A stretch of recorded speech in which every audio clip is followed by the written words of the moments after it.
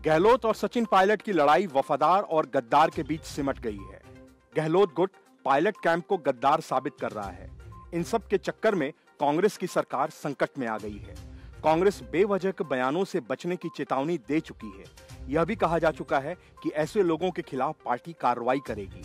Gehlot camp के 3 मंत्रियों को नोटिस भी भेजा गया है, लेकिन इन सब से गहलोत के समर्थकों को कोई फर्क नहीं पड़ा।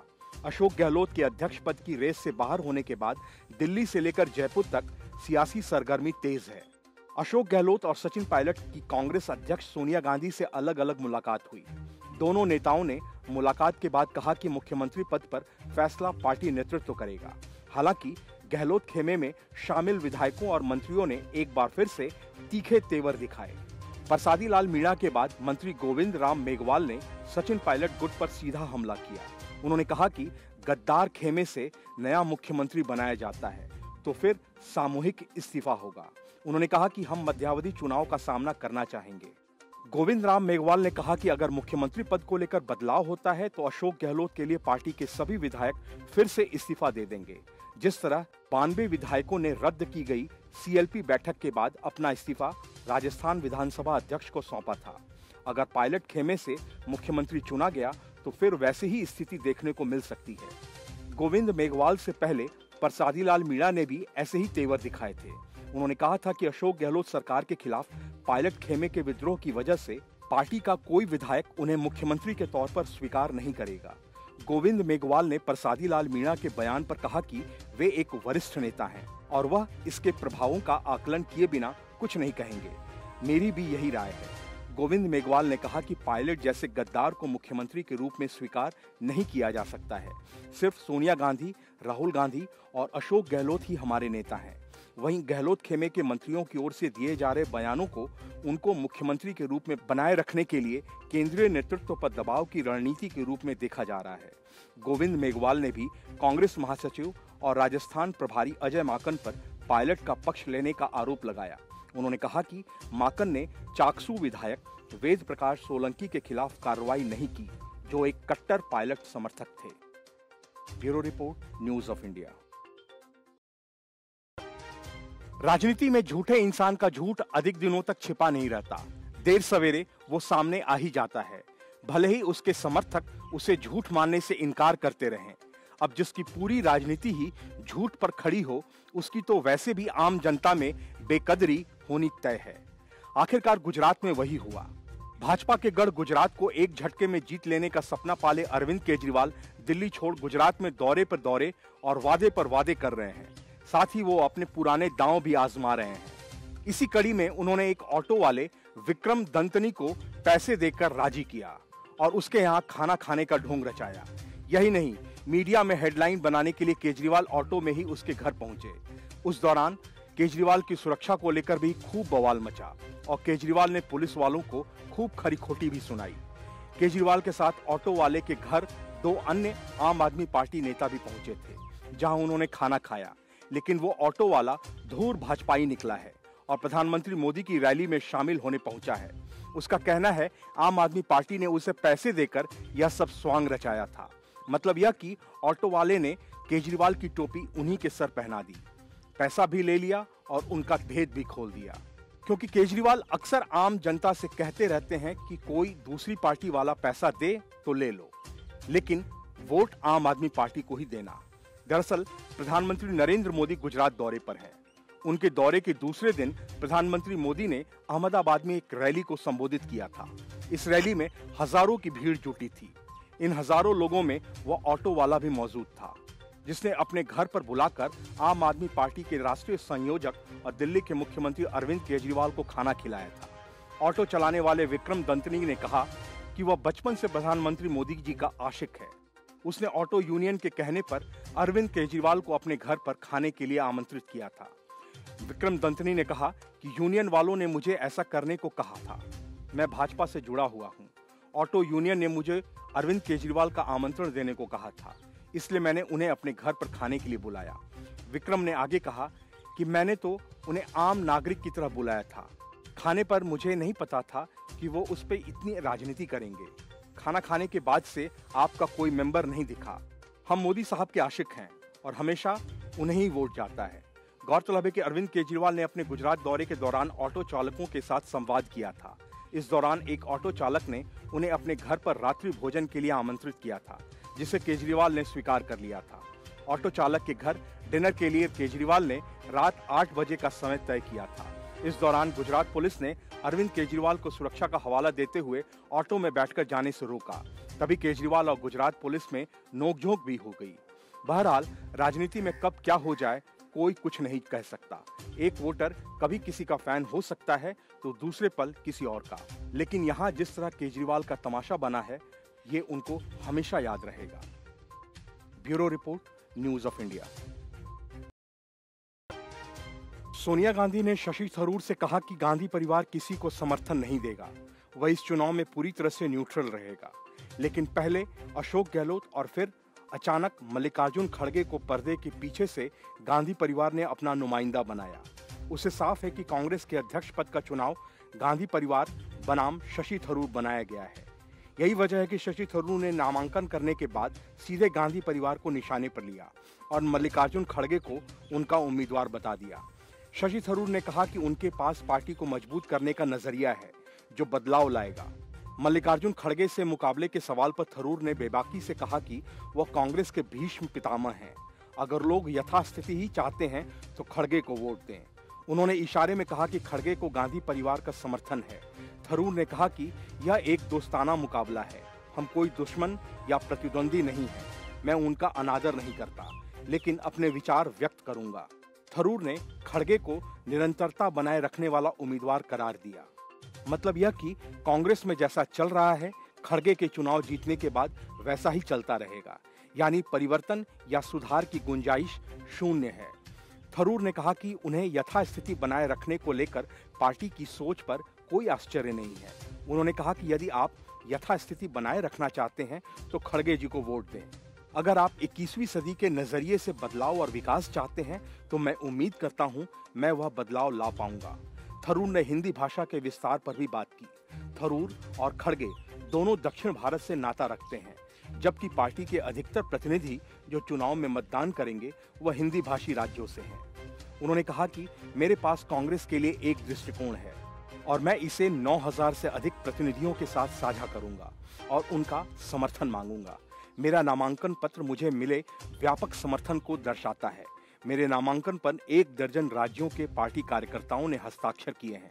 उन्होंने कहा कि हम कांग्रेस को मजबूत करने और देश को आगे ले जाने की उम्मीद करते हैं। गांधी परिवार के भविष्य और 2024 के चेहरे समेत तमाम मुद्दों पर थरूर ने अपने ही अंदाज में बेबाकी से जवाब दिए। थरूर ने पार्टी आलाकमान पर सीधा निशाना साधते हुए कहा कि अब वक्त आ गया है कि पार्टी के फैसले ऊपर से नहीं बल्कि नीचे से लिए जाएं। पहले हर फैसला ऊपर से होता था जो सही नहीं था। शशि थरूर ने सोनिया गांधी से मुलाकात के बाद नामांकन को लेकर कहा कि उन्होंने चुनाव को अच्छा बताया। सोनिया ने कहा कि हम किसी को समर्थन नहीं देने वाले हैं, गांधी परिवार पूरा न्यूट्रल रहेगा। उन्होंने मुझे कहा कि आप आगे बढ़िए। इसके बाद मेरी प्रियंका और राहुल जी से भी बात हुई। राहुल जी ने मुझे कहा कि मैं 10 साल से कह रहा हूं कि पार्टी में चुनाव होना चाहिए, अब मैं खुश हूं कि हो रहा है, आप आगे बढ़िए। Bureau report, news of India. एक तरफ जहां कांग्रेस के राष्ट्रीय अध्यक्ष पद के चुनाव के नामांकन को लेकर पूरे देश में शोर मचा हुआ है, वहीं दूसरी तरफ मध्य प्रदेश में कांग्रेस की लुटिया एक बार फिर से डूब गई। मध्य प्रदेश के नगरीय चुनाव में भाजपा ने कांग्रेस को बुरी तरह हराया है। साथ ही पूर्व मुख्यमंत्री कमलनाथ के गढ़ छिंदवाड़ा में भी भाजपा ने बड़ी सफलता हासिल करते हुए कांग्रेस को बड़ा झटका दिया है। कुल 30 नगरीय निकायों में फिलहाल भाजपा आगे चल रही है। 17 नगर पालिका में से 11 पर बीजेपी को बहुमत मिला है, जबकि कांग्रेस सिर्फ 4 नगर पालिका में ही जीत दर्ज कर सकी है। वहीं 29 नगर परिषदों में से भाजपा ने 17 परिषद में जीत दर्ज की है और कांग्रेस के खाते में महज 6 परिषद ही आई हैं। वहीं सबसे बड़ा उलटफेर कांग्रेस के दिग्गज नेता कमलनाथ के गृह जिले छिंदवाड़ा में हुआ है। यहां बीजेपी ने 6 में से 4 निकाय कांग्रेस से छीन लिए। कमलनाथ के लिए यह बहुत बड़ा झटका है। वहीं सिंगरौली की सरई और बरगवा परिषद में निर्दलीय बहुमत में है। ये दोनों नई परिषद हैं। लखनादौन यानी सिवनी में भी निर्दलीय बहुमत में है, जबकि डिंडौरी परिषद में चुनाव टाई हुआ है। वहीं बिजरी नगर पालिका में भी चुनाव टाई हुआ है, जबकि नैनपुर नगर पालिका में निर्दलीय बहुमत में है। गौरतलब है कि 18 जिलों के 46 नगरीय निकायों के लिए 27 सितंबर को वोट डाले गए थे, जिसमें 17 नगर पालिका और 29 नगर परिषद शामिल हैं। इनमें 6 नवगठित नगर परिषद भी हैं। इन नगरीय निकायों में कुल 8.42 लाख मतदाता थे और 72% मतदान हुआ था, जिसमें पुरुषों का मतदान प्रतिशत 74.20 और महिलाओं का 71% रहा था। 3,397 उम्मीदवारों के भाग्य के फैसले के लिए 17 म्यूनिसिपल काउंसिल यानी नगरपालिका, 29 नगर परिषदों सहित कुल 46 शहरी निकायों में चुनाव हुए थे।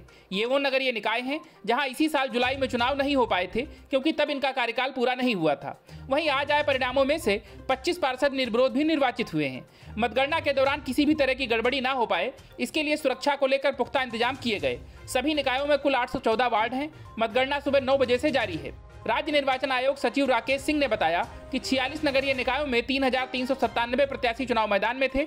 जिन वार्ड्स में चुनाव टाई हुआ वहां सिक्का उछालकर या फिर नाम की लॉटरी निकालकर फैसला होगा। Bureau report, news of India. Ashok Gehlot के समर्थक सचिन पायलट को किसी भी कीमत पर सीएम नहीं बनने देना चाहते हैं। इसके लिए उन्होंने सामूहिक इस्तीफे की धमकी भी दे डाली है।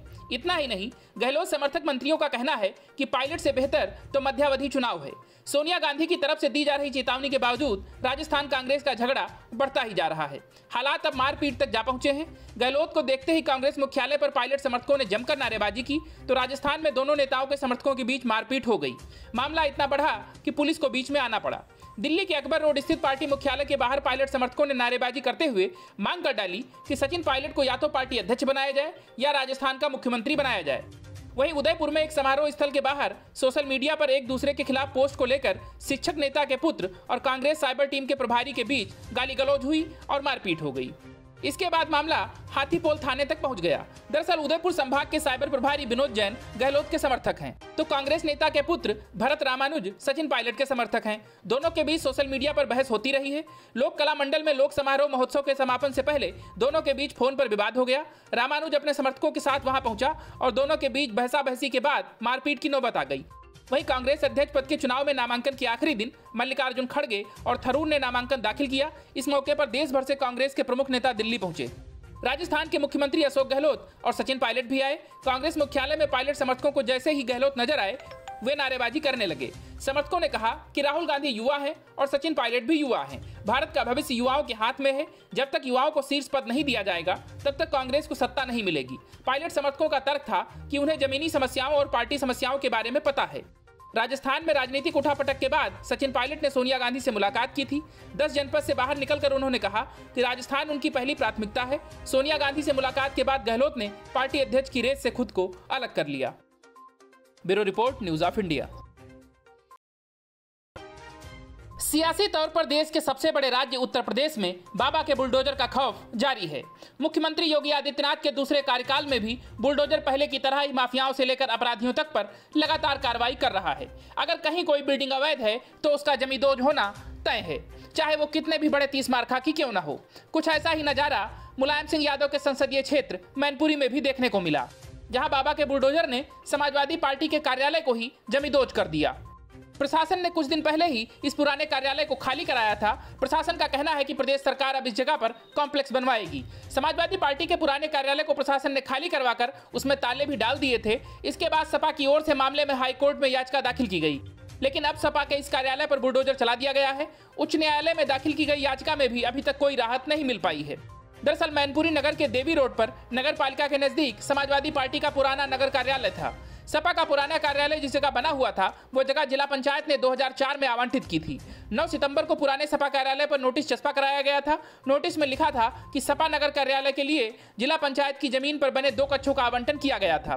कार्यालय दूसरी जगह बनने से 5 सितंबर को यह पट्टा खारिज कर दिया गया है। इसीलिए कार्यालय को 2 दिनों में खाली करा दिया जाए, लेकिन इसके बाद भी सपाइयों ने कार्यालय खाली नहीं किया तो प्रशासनिक अधिकारी पुलिस फोर्स के साथ सपा कार्यालय को खाली कराने पहुंचे और कार्यालय खाली करवाकर ताले डाल दिए गए। इस मामले को लेकर सपा के पूर्व सदर विधायक राजू यादव कार्यकर्ताओं के साथ जिलाधिकारी कार्यालय भी पहुंचे थे, लेकिन उनको कोई राहत नहीं मिली। तब सपा ने हाईकोर्ट का रुख करते हुए याचिका दायर की। हाईकोर्ट की तरफ से अभी कोई सुनवाई नहीं हो पाई। तब तक सपा के पुराने कार्यालय पर प्रशासन ने बुलडोजर चलवा दिया। वहीं जिला पंचायत के अपर मुख्य अधिकारी ओपी सिंह ने बताया कि 1994 में 10 साल के लिए पट्टा दिया गया था, फिर सपा कार्यालय के लिए 90 साल का पट्टा हुआ था। तब पार्टी का नया कार्यालय नहीं बना था। उनका कहना है कि इस मामले में नियमों का उल्लंघन किया गया है और कार्यालय दूसरी जगह बनाने पर यह कार्रवाई की गई है। कार्यालय तोड़े जाने के बाद जिला पंचायत में इसका मलबा हटाने के लिए 3 लाख रुपए का टेंडर हुआ है। इस मलबे को 7 दिन के अंदर हटा दिया जाएगा। इसके बाद जिला पंचायत इस बेशकीमती जमीन पर कॉम्प्लेक्स का निर्माण कराएगा। वहीं इस कार्रवाई को लेकर सपा कार्यकर्ताओं में आक्रोश है। बहरहाल उत्तर प्रदेश में योगी आदित्यनाथ सरकार की अवैध इमारतों पर बुलडोजर चलाने की कार्रवाई जारी है। Bureau report, news of India. Ashok Gehlot की चालाकी अब की बार उन पर ही भारी पड़ी। सोनिया के दर पर माफी तो मांगनी ही पड़ी और हाथ आई अध्यक्षी भी रेत की तरफ फिसल गई। अब गहलोत का पत्ता कटा तो एंट्री हुई दिग्विजय सिंह की। इस वक्त अध्यक्ष पद की रेस में सबसे नए नामों में उनका भी नाम शामिल है और कुछ राजनीतिक जानकारों का तो यहां तक कहना है कि वो अध्यक्ष पद की रेस में इस समय सबसे मजबूत दावेदार हैं। जहां पहले दिग्विजय सिंह ने खुद अध्यक्ष पद का चुनाव लड़ने से मना किया था, वहीं सोनिया के आदेश के बाद वो रेस में आगे दिख रहे हैं। लेकिन मजे की बात यह है कि उनके रेस में आते ही मध्य प्रदेश कांग्रेस में बगावत शुरू हो गई।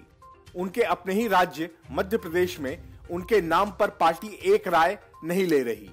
जहां दिग्विजय समर्थक खुश हैं, वहीं पूर्व मुख्यमंत्री कमलनाथ के धड़े के लोग उनका विरोध कर रहे हैं और इन नेताओं की पसंद अभी भी राहुल गांधी बने हुए हैं। इन नेताओं का कहना है कि उन्हें अध्यक्ष पद पर दिग्विजय सिंह मंजूर नहीं है। कमलनाथ समर्थक और कांग्रेस के सीनियर लीडर सज्जन सिंह वर्मा ने खुलेआम दिग्विजय सिंह का विरोध किया है। उनका कहना है कि कांग्रेस पार्टी हर कार्यकर्ता राहुल गांधी को अध्यक्ष के रूप में देखना चाहता है। कांग्रेस जिस विषम परिस्थितियों में है, उसमें राहुल गांधी ही पार्टी के तारणहार साबित हो सकते हैं। सज्जन सिंह वर्मा ने कहा कि राहुल गांधी भारत जोड़ो यात्रा निकाल रहे हैं और भाजपा सरकार पर हमलावर हैं। राहुल गांधी में ही यह क्षमता है कि वह देश की सबसे पुरानी पार्टी का नेतृत्व कर सकें। कांग्रेस पार्टी का हर कार्यकर्ता राहुल गांधी को ही नेतृत्व दिए जाने के समर्थन में है। दिग्विजय सिंह के अध्यक्ष की रेस में आगे आने पर पूर्व मंत्री सज्जन सिंह वर्मा ने कहा कि अभी दिग्विजय सिंह ने नामांकन पत्र लिया है। कांग्रेस पार्टी में हर घंटे परिस्थितियां बदल रही हैं।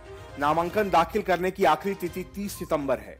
आखिरी समय तक परिस्थितियां बदलेंगी, इसका अभी से आकलन नहीं किया जा सकता।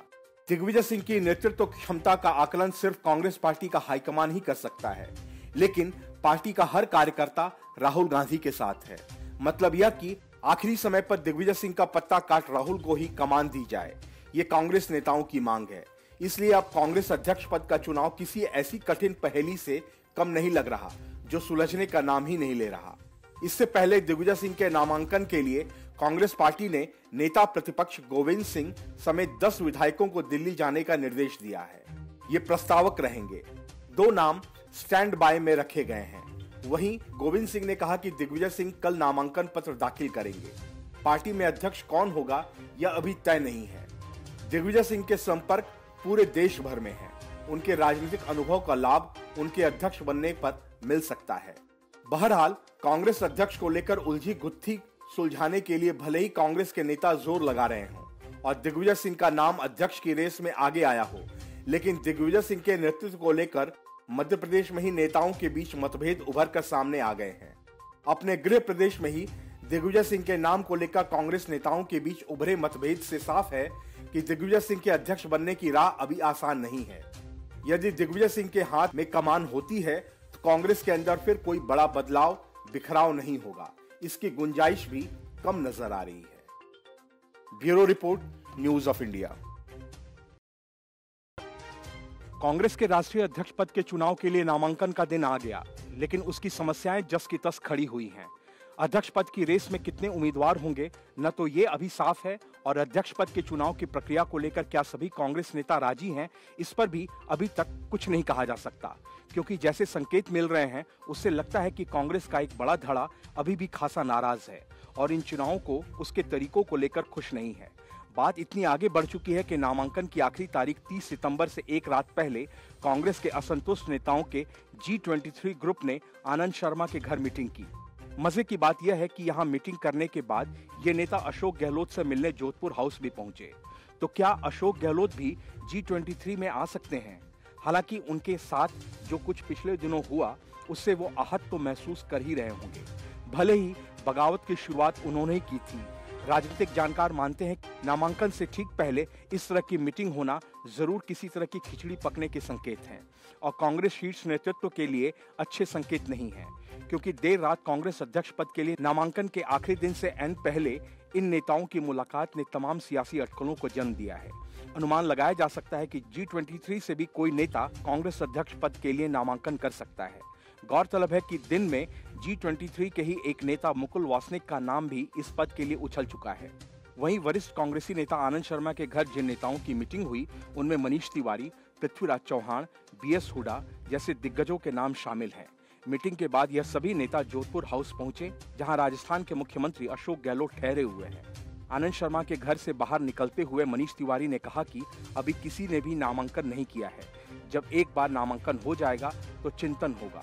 लोकतांत्रिक तरीके से प्रक्रिया चल रही है। BS हुड्डा, आनंद शर्मा, पृथ्वीराज चौहान और मैंने बैठकर चीजों पर चर्चा की है। तिवारी ने आगे कहा कि देखते हैं कल क्या होता है, लेकिन जब लोकतांत्रिक तरीके से सब प्रक्रिया चल रही है तो फिर अलग से ये बैठक करने की क्या जरूरत थी। मतलब साफ है कि कोई भी कुछ कहने से बच रहा है। वहीं जब मनीष तिवारी से पूछा गया कि क्या कांग्रेस अध्यक्ष पद के लिए नामांकन करने वाले उम्मीदवारों का G23 गुट समर्थन करेगा, इस पर उन्होंने कहा कि दिन तो नामांकन प्रक्रिया में गुजर जाएगा, उसके आधार पर कोई फैसला लिया जाएगा। गौरतलब है कि कांग्रेस अध्यक्ष पद की रेस में अशोक गहलोत के हटने के बाद शशि थरूर और दिग्विजय सिंह का नाम प्रमुख रूप से शामिल है, लेकिन अभी भी कांग्रेस अध्यक्ष के लिए रेस जारी है और लगातार नए नए नाम उभर रहे हैं। पर कांग्रेस अध्यक्ष को लेकर उलझी गुत्थी सुलझाने के लिए भले ही कांग्रेस के नेता जोर लगा रहे हों, पर यह अभी भी सबकी राय से सुलझती नहीं दिख रही। Bureau report, news of India.